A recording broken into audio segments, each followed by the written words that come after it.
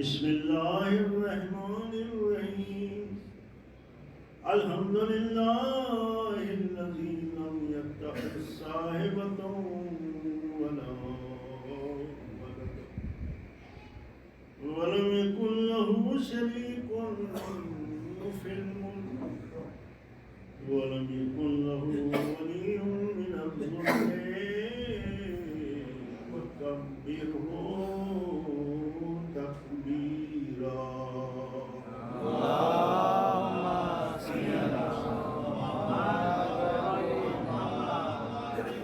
والصلاة والسلام والتحية والإكرام على النبي الأمي المكي الهاشمي الأبتهي التهامي البشير النذير السراج المنير الطور الطائر كل الفاخر الهرم الظاهر المنصور المؤيد الرسول المسدد المصطفى الأمجد المحمود الأحمد حبيب إله العالمين أبي القاسم محمد اللهم صل على محمد وعلى آله الطيبين الطاهرين المعصومين الذين أذهب الله عنهم الرجس وطهرهم تطهيرا اللهم صل على ولا سيما على بقية الله في الأرض أرواحنا لتراب مقدمهم فداء ولعنة الله على أعدائهم وقتلتهم وغاصبي حقوقهم من يوم عداوتهم إلى قيام يوم أما بعد فقد قال رسول الله صلى الله عليه وسلم إني تارك فيكم الثقلين كتاب الله وعترتي أهل بيتي فإن تمسكتم بهما لن تضلوا بعدي وأنهما لن يفترقا حتى يردا علي الحوض. اللهم صل على محمد سرکار خطیب یہ حدیث مبارکہ جو فریقین کی معتبر اور مستند کتابوں میں موجود ہے اور اس کے راوی بھی بڑے بڑے اکابر صحابہ ہیں، صحابیات، کہ حضور نے فرمایا کہ انی تارک فیکم الثقلین، میں تمہارے درمیان دو قیمتی چیزیں چھوڑ کے جا رہا ہوں، دو وزنی چیزیں چھوڑ رہا ہوں، کتاب اللہ ہے ایک اللہ کی کتاب اور دوسرے میری اطرت جو میرے اہل بیت ہیں۔ فَإِن تَمَسَّكْتُمْ بِهِمَا لَن تَضِلُّوا بَعْدِي، اگر ان دونوں سے متمسک رہو گے، جڑے رہو گے، تو میرے بعد ہرگز گمراہ نہیں ہوگی۔ بے شک وَأَنَّهُمَا لَن يَفْتَرِقَا، اور یہ دونوں ایک دوسرے سے جدا نہیں ہوں گے حَتَّى يَرِدَا عَلَيَّ الْحَوْض، یہاں تک کہ حوض کوثر پہ میرے پاس آئیں۔ یہ حدیث مبارکہ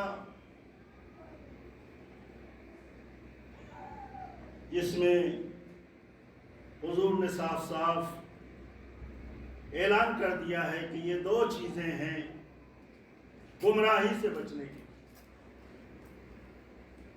جسے بھی گمراہی سے بچنا ہے اس کے لیے ضروری ہے کہ وہ قرآن اور اہل بیت سے متمسک۔ جس نے بھی انہیں چھوڑا وہ گمراہی سے نجات نہیں پا سکتا۔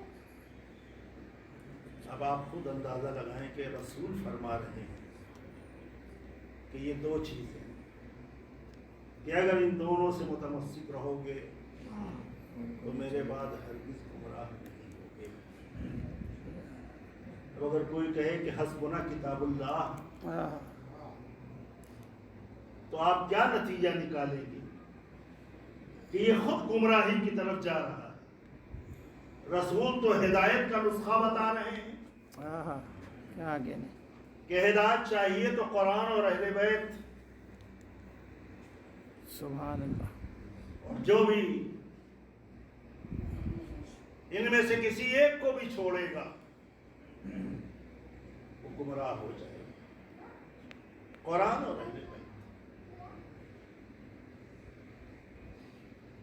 قرآن پورا کا پورا الحمد کی بسم اللہ سے لے کے والناس تک، یہ پورا قرآن۔ اگر کوئی آدھے قرآن کو لے لے آدھے کو چھوڑ دے تو وہ ہدایت پائے گا؟ ہرگز نہیں۔ کوئی سوال ہی نہیں پیدا ہوتا ہے۔ اسی طرح سے اہل بیت، اگر کوئی 6 کو مانتا ہے کہ 6 کو چھوڑ دیتا ہے، کیا آگے نہیں 11 کو مان رہا ہے 12ویں کا قائل نہیں ہے، تو گمراہ ہے۔ ان دونوں چیزوں کو ماننا پڑے گا، بے شک۔ قرآن کو بھی اور اہل بیت۔ یہ دونوں ہدایت کے نمونے ہیں، ان دونوں کے بغیر ہدایت ناممکن ہے۔ اور یہی دو ہمارے لیے علم کے سرچشمے ہیں۔ جس طرح قرآن کہ لا ربی ولا یابس الا فی کتاب مبین، کوئی بھی خوشگوار ایسا نہیں ہے جو اس میں کیا کہنے، سبحان اللہ سبحان کہ جو اس کتاب مبین میں موجود نہ ہو۔ بے شک۔ اسی طرح سے اہل بیت بھی ہیں۔ وَكُلَّ شَيْءٍ أَحْصَيْنَاهُ فِي إِمَامٍ مُبِينٍ، سبحان اللہ سبحان اللہ۔ ہم نے ہر شے کو امام مبین کے اندر جمع کر دیا۔ سبحان اللہ سبحان اللہ۔ تو یہ دونوں سرچشمے، یہ دونوں ہدایت کا بے سرچشمہ شک ہیں۔ بے شک۔ لیکن کوئی چاہے صرف قرآن سے ہدایت حاصل کر لے تو یہ تنہا قرآن کافی نہیں ہے۔ اگر یہ تنہا کافی ہوتا تو پیغمبر اس کے ساتھ اہل بیت کو نہ چھوڑتے۔ کیا کہنے۔ اور تاریخ بتائے گی کہ قرآن تھا سامنے، پھر بھی لوگوں کو ہدایت نہیں ملتی تھی، لوگوں کو علم نہیں ملتا تھا۔ ابتدائی دور ہے، خلفاء کا زمانہ ہے، 2 عورتیں 2 بچوں کے سلسلے میں، ایک لڑکا ہے ایک لڑکی، دونوں کہہ رہی ہیں کہ لڑکا ہمارا ہے۔ دربار خلافت میں گئے، کہ ہمارے پاس تو بھائی اس کا کوئی حل نہیں، ہم کیسے بتا سکتے ہیں کہ لڑکا اس کا ہے کہ اس کا؟ دونوں دعوے دار ہیں۔ ارے بھائی آپ نے تو فرمایا تھا کہ حسبنا کتاب اللہ، تو کیا قرآن آپ کو یاد نہیں ہے؟ قرآن آپ کے پاس نہیں ہے تو حل کر دیجئے قرآن سے۔ کیا کہیں۔ قرآن کافی ہے، لیکن ان کے لیے کہ جو قرآن کے وارث ہیں، سبحان اللہ سبحان اللہ بالآخر بھٹکتے ہوئے لیکن وہیں کچھ کشا کے در پہ آئے کہ یا ابو الحسن عجب مشکل ہے۔ یہ دونوں دعوے دار ہیں کہ لڑکا ان کا ہے، کوئی لڑکی کو لینے کے لیے تیار نہیں ہے۔ معلوم ہے یہ پرانا سلسلہ چلا آ رہا ہے کہ لڑکی نہیں چاہتے، سب کو لڑکا چاہیے۔ مولا کے پاس لے آئے، مولا نے کمبر سے کہا کہ 2 شیشیاں لے آؤ۔ 2 شیشیاں منگائیں، کہا ان دونوں عورتوں کو دے دو، یہ اپنا دودھ نکال کے اپنے پستان سے شیشی میں دے۔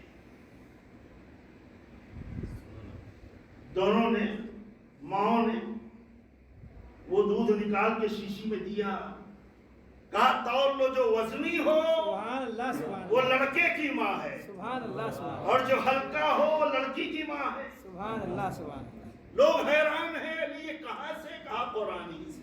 آہا کہا ہمیں تو کہیں قرآن میں نہیں ملا۔ کہ اگر تمہیں سب ملنے والا ہوگا قرآن میں تو قرآن کے ساتھ اہل بیت کو سبحان اللہ سبحان اللہ کہا قرآن ہی کہہ رہا ہے ذکر مثل حظ الانثیین، مرد کا حصہ 2 عورتوں کے برابر۔ سبحان اللہ سبحان اللہ تو جب میراث میں ہے تو یہاں بھی ہوگا۔ ایک صلوات پڑھ دیں۔ اللہم صلی علی محمد و آل محمد۔ نعرہ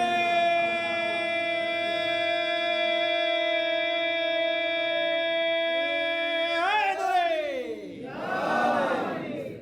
سبحان اللہ۔ جی سفیر روم نے بظاہر 9ویں امام کا دور ہے، اللہم ہم یہ 10ویں امام کا دور ہے۔ اس نے اپنے سفیروں کو بھیجا کہ بھائی معلوم کرو، ہمارے یہاں انجیل میں لکھا ہوا ہے کہ جو لوگ اس سورے کی تلاوت کریں گے جس میں 7 حروف نہ ہوں، آہا جیم خے زے شین فے، یہ 7 حروف سے یہ نہ ہوں، جو لوگ اس سورے کی تلاوت کریں گے وہ جنتی ہوں گے۔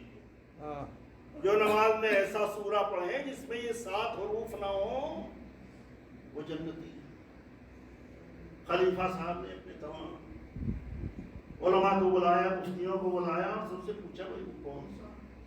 اس نے کہا بھائی ہمارے انجیل میں تو ہے نہیں، نہ تورات میں کوئی ایسا سورہ ہے۔ پوچھو مسلمانوں سے کہ قرآن میں ہے کوئی ایسا سورہ؟ سب منہ لٹکا کے بیٹھے رہ گئے۔ آخر میں اسی کے پاس آئے جو وارث قرآن تھے، سبحان اللہ سبحان اللہ کہ یہ ایسا مسئلہ ہے۔ کہا یہ تو تمہارا یہی سورہ حمد ہے، اس کے بعد بغیر تمہاری نماز ہی نہیں ہوتی ہے۔ سبحان اللہ سبحان اللہ اس میں نہ زے ہے، نہ سے ہے، نہ خے ہے، نہ شین ہے، نہ فے ہے۔ یہ وہی 7 حروف ہیں جو یہاں قرآن کی سورے میں نہیں۔ تو معلوم ہوا اہل بیت کو چھوڑ کے اتنا اندھا ہو جاتا ہے انسان دکھائی دے کہ سورہ حمد کا بھی پتہ نہیں رہتا ہے کہ اس میں کون سے حروف ہیں اور کون سے حروف نہیں ہیں۔ صلوات پڑھتے ہیں۔ اللہم صلی علی محمد۔ تو اسی لیے پیغمبر نے قرآن کے ساتھ اہل بیت کو رکھا ہے کہ ان کے بغیر قرآن کافی نہیں ہے، بے شک اور یہی قرآن کے محافظ ہیں۔ ہمارے اور آپ کے 11ویں امام، امام عسکری علیہ السلام، اللہم صلی علی محمد و آل محمد۔ اس زمانے کا ایک فلسفی اسحاق کندی، اس نے کتاب تیار کرنا شروع کی کہ قرآن میں تضاد ہے، ٹکراؤ ہے، ایک جگہ کچھ کہتا ہے دوسری جگہ اس کے خلاف۔ اور ایک کتاب اس نے باقاعدہ تیار کی کہ قرآن متضاد کتاب ہے، اس کی آیتیں ایک دوسرے سے ٹکراتی ہیں، مطلب یہ کہ یہ قابل عمل نہیں ہے، وہ قرآن کو رد کرنا چاہتا۔ امام نے اس کے ایک شاگرد کو بلایا اور اس سے کہا کہ تم اپنے استاد کو منع نہیں کرتے؟ کہا مولا ہماری بھی ساتھی کیا ہے کہ ہم اپنے استاد کو روک سکیں، منع کر سکیں؟ کہا اچھا جو بات تم سے کہیں بتائیں وہ تو اس کے پاس پیش کر سکتے ہو؟ کہا جی فرمائیں، یہ ہم کر سکتے ہیں۔ کہا اس سے پوچھنا استاد سے کہ استاد محترم یہ جو آپ نے تضاد ٹکراؤ ثابت کیا ہے تو آپ نے قرآن کی آیتوں کو کوئی معنی اپنے ذہن میں لیے ہوں گے تب یہ ٹکراؤ ثابت کیا ہوگا۔ اس سے کہنا کہ یہ جو معنی آپ نے آیت کے لیے ہیں کیا صاحب کتاب نے بھی وہی معنی مراد لیے ہیں؟ بس اتنی بات کہنا اس سے، بات اس کی سمجھ میں آ جائے۔ غیر وہ شاگرد گیا، اس نے استاد سے کہا استاد محترم بڑا اچھا کام کر رہے ہیں آپ، یہ کتاب لکھ رہے ہیں، لیکن ایک بات میری سمجھ میں نہیں آتی، ایک بات میں سمجھنا چاہتا ہوں کہ یہ جو آپ نے ٹکراؤ ثابت کیا ہے تو آپ نے آیتوں کے کوئی معنی اپنے ذہن میں لیے ہوں؟ کہاں اس کے بغیر کیسے ہو سکتا ہے؟ تو استاد محترم کیا یہ ضروری ہے کہ جو معنی آپ نے مراد لیے ہیں جو صاحب کتاب ہے اس نے بھی وہی معنی مراد لیے ہوں؟ کہا کیا کہا تو نے؟ دوبارہ اس نے پھر دوہرایا، کہا یہ بات تو لایا کہاں سے؟ کہا بس میرے ذہن میں آ گئی۔ کہا تیرے ذہن، تیرے استاد کے ذہن میں جو بات نہ آئے وہ تیرے ذہن میں آ جائے گی، سچ بتا کہاں سے لایا ہے؟ تو اس نے بتایا کہ یہ بات مجھے امام حسن عسکری نے بتائی ہے۔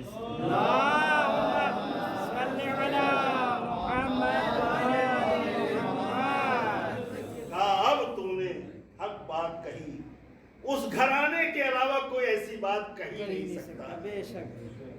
اور اس نے اس کتاب کو جلا کے خاک کر دیا تو معلوم یہ ہوا کہ قرآن کے محافظ سبحان اللہ، یہ نہ ہو تو قرآن کی حفاظت کرنے والا بھی کوئی نہیں۔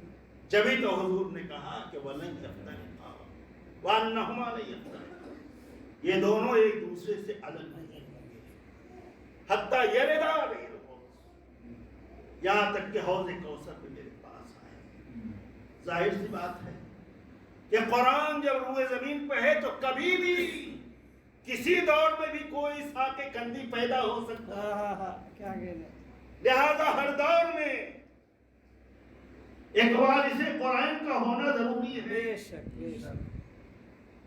تاکہ قرآن کی بھی حفاظت ہوتی رہے اور لوگوں کو ہدایت بھی ملتی رہے۔ یہ ہدایت کے دونوں سرچشمے ہیں۔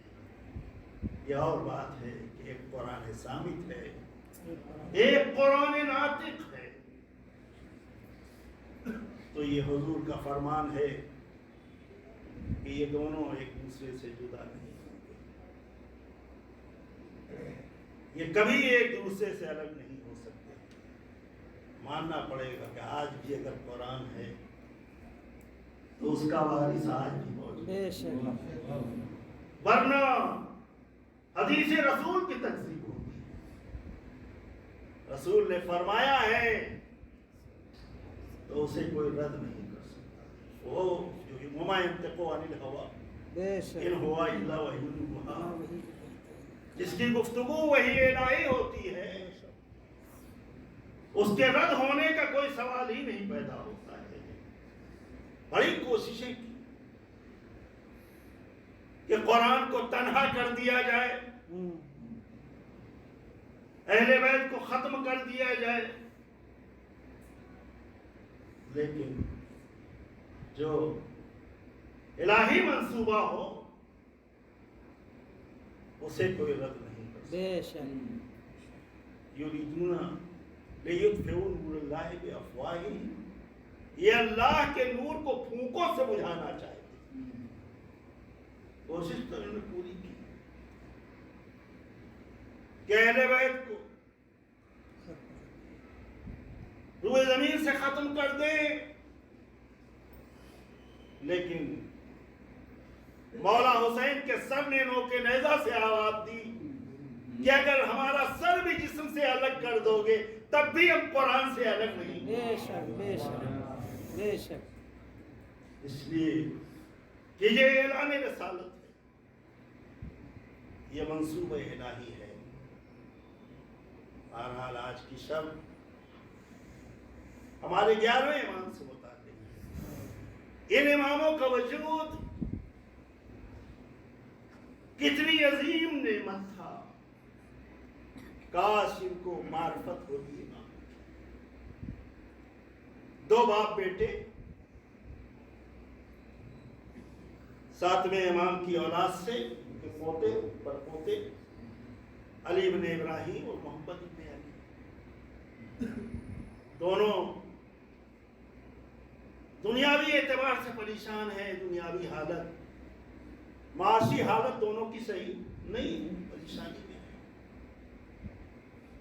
सर्दी का मौसम सामने है, सर्दी के लिबास वगैरह ज़रूरियात नहीं है। बेटे ने बाप से कहा कि बाबा क्यों ना हम इमाम से मुलाकात करें, इंतहाई बड़े सही बड़े करीब, तो हमारी मुश्किल ये आसान हो जाए। बाप ने भी मुआफ़क़त की, कहा चलो चलते हैं। और बाप ने ये प्लान बनाया कि अगर 500 दिरहम मिल जाते तो 200 दिरहम लिबास वगैरह के लिए हो जाते, 200 खाने पीने के लिए, और 100 और अहलो अयाल की ज़रूरियात के लिए काफ़ी हो जाता। 500 दिरहम का इरादा किया। बेटे ने भी दिल में सोचा कि अगर 300 दिरहम मुझे मिल जाए तो मैं 100 दिरहम में एक गधा खरीद लूँगा और 100 में जाके शादी करूँगा और पहाड़ के इलाके में, जबल के इलाके में जाके वहाँ 100 दिरहम अपनी ज़रूरियात के लिए रखूँगा। बाप बेटे ये प्लानिंग करके इमाम की खिदमत में हाजिर हुए। खादिम अंदर से आया, उसने कहा कौन है? इब्न इब्राहिम उनके बेटे। इमाम तलब फरमा रहे, ये अभी बाहर है। इमाम ने खुद खादिम को भेजा, जाओ उन दोनों को बुला के भेजो। ये दोनों अंदर तशरीफ ले गए। हाजिर हुए तो इमाम ने शिकवा किया, क्यों, किस चीज ने तुम्हें रोक रखा था यहाँ आने से? क्यों नहीं आते थे यहाँ? कहा मौला बस कुछ मसरूफियात और काहिली। कहते थोड़ी देर वहां बैठे रहे, उसके बाद जब उठ के जाने लगे तो दरवाजे पर खादिम 2 थैलियां लेके आया।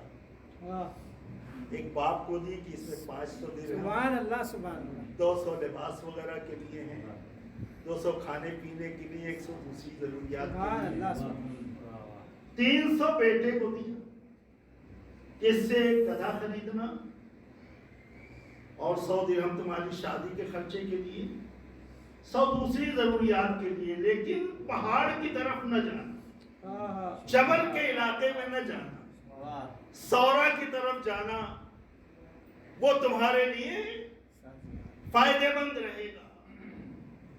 तो ये है हमारे इमाम, सुभान अल्लाह, जो हमारी नीयतों से बात। बेशक बेशक। वो कहता है कि मैं सौरा के इलाके में गया और मुझे इतनी कामयाबी मिली कि मैं 2000 दीनार का मालिक, सुभान अल्लाह सुभान अल्लाह, जिसके पास कुछ नहीं था। शादी ब्याह भी कर लिया, सब जरूरतें भी पूरी हो गई। कहने मैं 2000 दीनार का मालिक हूं और रोज बरोज मेरी हालत बेहतर होती चली जा रही है। ये है आपके इमाम, ये है हमारे इमाम, जो दिलों के हालात से बाखबर होते हैं, اور خطروں سے آگاہ ہوتے ہیں، اگر وہاں جاتا تو ہلاک ہو جاتا۔ بے شک امام کی نگاہ میں پوری کائنات ہے، کل شیء احصیناہ فی امام مبین۔ بے شک اسی طرح سے امام جا رہے تھے تو ایک شخص بنی عباس کا ملا، اس نے بھی غربت کا اظہار کیا، مولا بالکل پریشان ہوا، ایک پیسہ نہیں، صبح شام کا جھوٹ بول رہا ہے، 200 دینار تو نے دفن کر رکھے ہیں ہاں اور جھوٹی قسم کھا رہا ہے۔ توبہ کر، جھوٹ بہت بڑا گناہ ہے۔ میں اس لیے نہیں کہہ رہا ہوں کہ میں تجھے کچھ دوں گا نہیں۔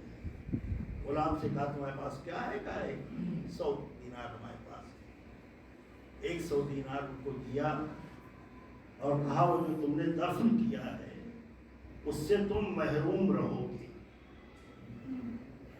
کہتا ہے بعد میں نے جب ضرورت ہوئی تو وہ اس جگہ تو مجھے معلوم تھی، اور خود کے تلاش کر رہا ہوں تو اس میں 1 دینار بھی نہیں۔ بیٹے کو اس کے خبر لگ گئی تھی جگہ کی، اور وہ نکال کے لے گیا، اڑا پڑا کے برابر کر دیا اس نے۔ تو یہ امام ہیں، لیکن اماموں کی معرفت کہاں ہوتی ہے؟ مستعین باللہ کہ خلافت کا دور ہے، اس کے پاس ایک بہترین گھوڑا، بہت خوبصورت، بالکل تندرست، چال بھی اس کی دیکھنے میں بڑی اچھی ہے،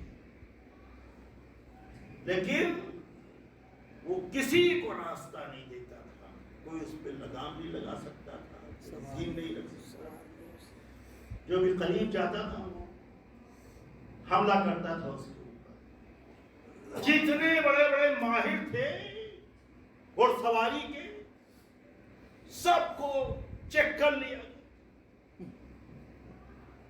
آخر میں اس کے شریک مصاحب نے کہا کہ ارے آپ بیکار ادھر ادھر کے چکر میں پڑے ہوئے ہیں، کیوں نہیں ابو محمد کو بلا لیتے، امام کو، کہ اگر اس نے ہلاک کر دیا تب بھی آپ کی مراد حاصل ہو جائے گی، اور اگر سوار ہو گئے اس کے اوپر تب بھی مشکل آسان ہو جائے گی، بھائی سواری دے دیا اس نے کسی کو۔ تو بہت پسند آئی اس کو یہ بات، دل سے چاہتا تھا کاش ان کم بختوں کو جانوروں جتنی بھی معرفت ہو، جانور سے بدتر جو قرآن نے کہا ہے کچھ لوگوں کو وہ یہی ہیں۔ خیر امام کو بلایا گیا دربار میں، کہا کہ ذرا اس کو آپ لگام لگا دیجیے، کسی کو یہ بھٹک نہیں دیتا، اپنے قریب نہیں جانے دیتا، ایسا بگڑا گھوڑا ہے، آپ اگر کر سکتے ہیں رحمت فرمائیں۔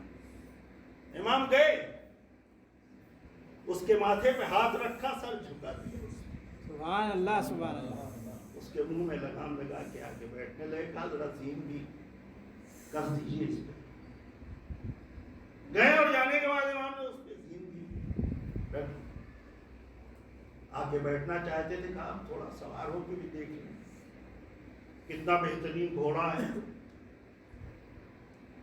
تو امام گئے، اس کی پشت پہ جیسے ہی ہاتھ رکھا، پسینے پسینے ہو، اور امام اس کے اوپر سوار ہوئے، سبحان اللہ، پورے شہر میں آرام سے اس کو دوڑاتے رہے، کہنے کہ اس سے مطیع و فرما بردار جانور تو میں نے دیکھا ہی۔ سبحان اللہ، کیا کہنے۔ اس نے کہا اب یہ آپ ہی کے لیے ہدیہ ہے، یہ آپ کو تحفہ ہے، بس افسوس یہ ہے کہ ان کم بختوں کو جانور جتنی بھی اگر معرفت ہوتی تو اماموں کے ساتھ وہ سلوک نہ کرتے۔ معتمد عباسی کا دور آیا تو اس ملعون نے آپ کو زندان میں ڈال دیا، قید کر دیا، زندان میں ڈال دیا۔ تھوڑے دن کے بعد ہی قحط پڑا، زبردست قحط، پورے لوگ پریشان، نمازیں پڑھی جا رہی ہیں، دعائیں ہو رہی ہیں، پانی کا ایک قطرہ آسمان سے نہیں، کہ اسی اثنا عیسائیوں کا ایک گروہ، ان کا راہب اپنے مصاحبوں کے ساتھ گیا میدان میں، اور اس نے دعا کی، بارش ہو گئی، دوسرے دن بھی کی، پھر بارش ہو گئی۔ اب لوگوں کا ایمان ڈگمگ ہونے لگا،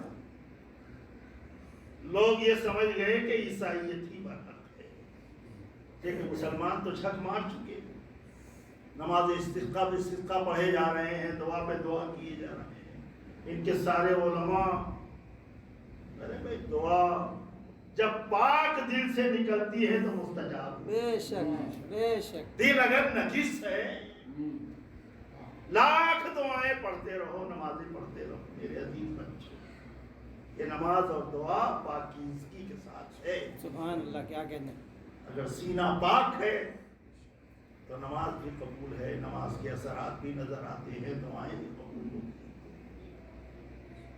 تو اب تو مشکل میں پڑ جائے کہ لوگ عیسائیت کی طرف مائل ہو رہے ہیں۔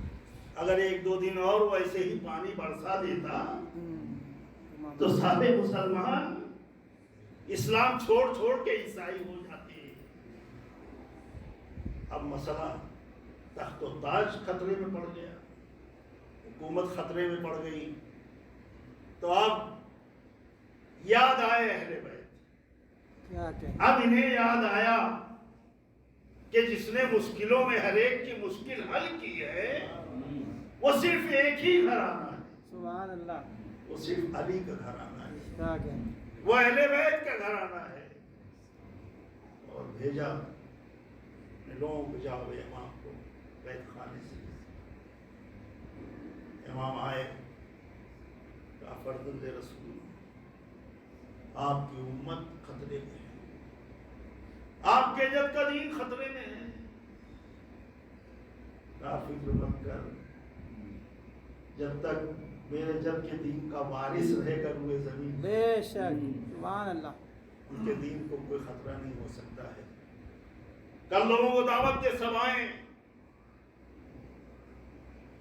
دعا کے لیے، اور ان راہبوں کو بھی بلا، سب کو بلایا، دعوت دی، ان راہبوں سے کہا کہ تم دعا کرو، اور اپنے ایک صحابی سے کہا کہ تم اس کے قریب جاؤ، اس کے ہاتھ میں ایک چیز ہے، اس کی انگلیوں کے درمیان، جب وہ دعا کرنے لگے تو وہ لے لینا اس کے ہاتھ سے۔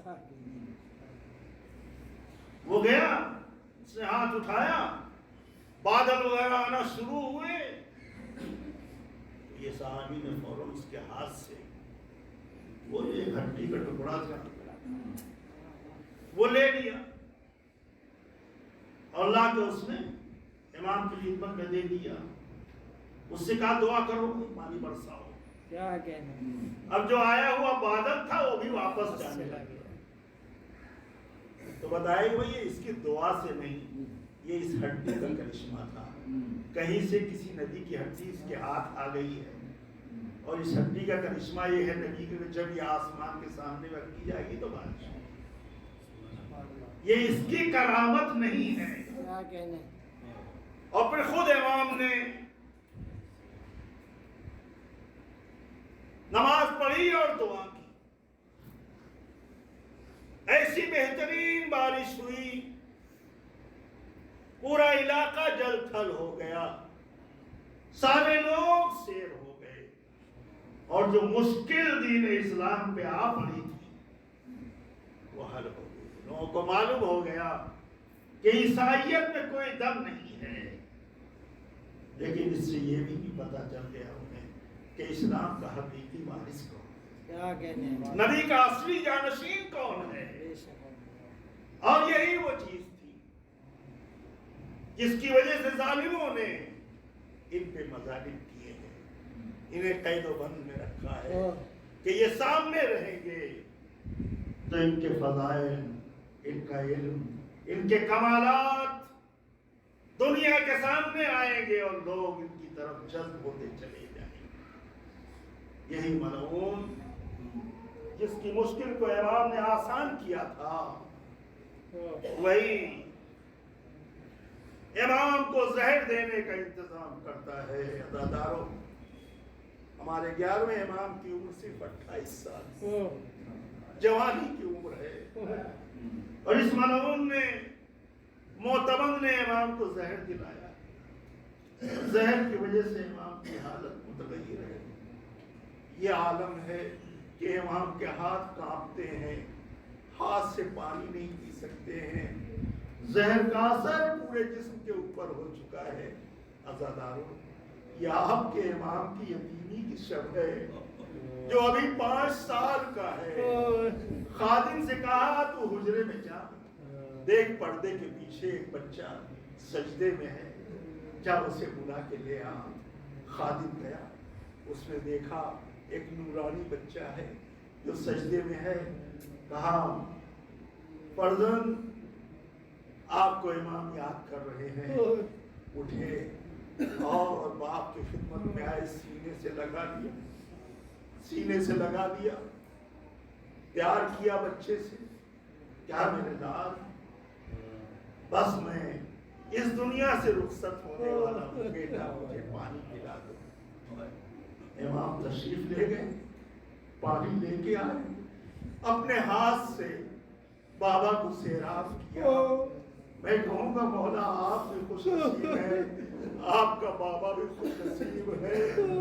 आपने आखिर वक्त में बाप को पानी तो पिला दिया,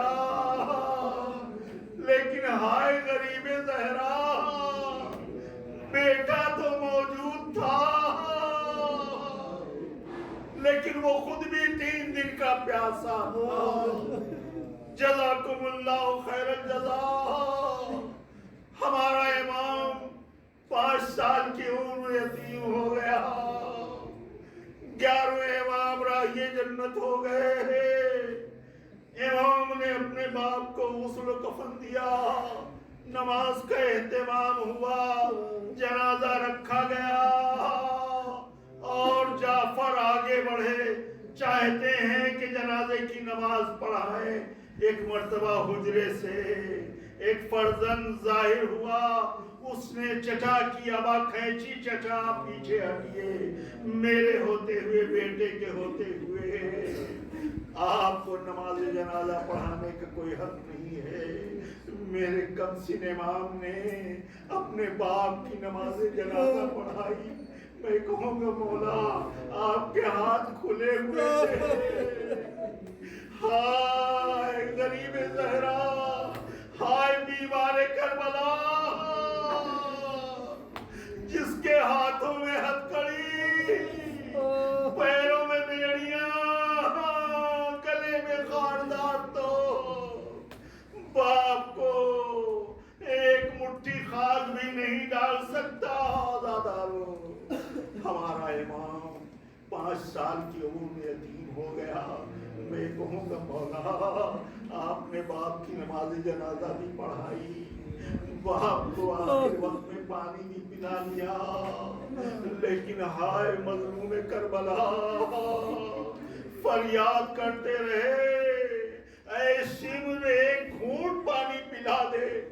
वो मलऊन कह रहा है अगर पूरी जमीन भी पानी पानी हो जाए फिर भी मैं पानी का एक कतरा नहीं लूंगा। हिलाल नामी शख्स कहता है मुझे तरस आया इमाम की इस हालत पे। वो दौड़ा हुआ गया, पानी का एक जाम लेके आ रहा था, रास्ते में शिमरे मलऊन दिखा। उसने पूछा हिलाल कहाँ जा रहा है? कहा मैं फर्जंदे ज़हरा को सैराब करने जा रहा हूँ। मलऊन ने कहा कि मैंने सैराब कर दिया है, अब जहमत न कर। कहा तेरे पास तो पानी नहीं है, कैसे तूने सैराब किया? उसने अबा का दामन हटाया, कटा हुआ सर दिखाया, लेकिन वो कांप रहा था। हिलाल ने कहा तूने सर तन से जुदा तो कर दिया, ये कांप क्यों रहा है? कहा हिलाल न सुन सकेगा, जब मैं तलवार चला रहा था एक माँ की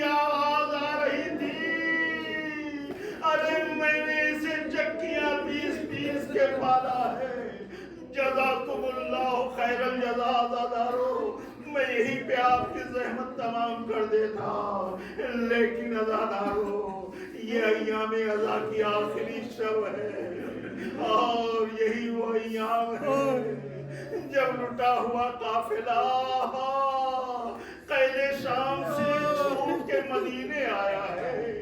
وہ مدینے کا منظر جیسے ہی مدینہ قریب آیا، در و دیوار کو شہزادی ام کلثوم نے دیکھا، مرثیہ پڑھا، مدینہ تو جدنا لا تقبلینا بالحسرات والاحزان جینا، اے مدینے ہمارے آنے کو قبول نہ کرنا، اس لیے کہ جب ہم گئے تھے ہماری گودیاں آباد تھی، ہمارے سروں پہ وارثوں کا سایہ تھا، لیکن ہم واپس آئے ہیں تو نہ بیٹے ہیں اور نہ کوئی والی و وارث ہے۔ جزاکم اللہ خیر الجزا۔ امام نے مدینے کے باہر ہی خیمہ لگا دیا، بشیر سے کہا بشیر جا تو اہل مدینہ کو اطلاع کر دے۔ بشیر روضہ رسول پہ آیا، اس نے آواز دی یا اہل یثرب لا مقام لکم بہا قتل الحسین فاطم اس صدا کا سننا تھا پورا مدینہ۔ عمر پڑا بشیر کیا کہہ رہا ہے؟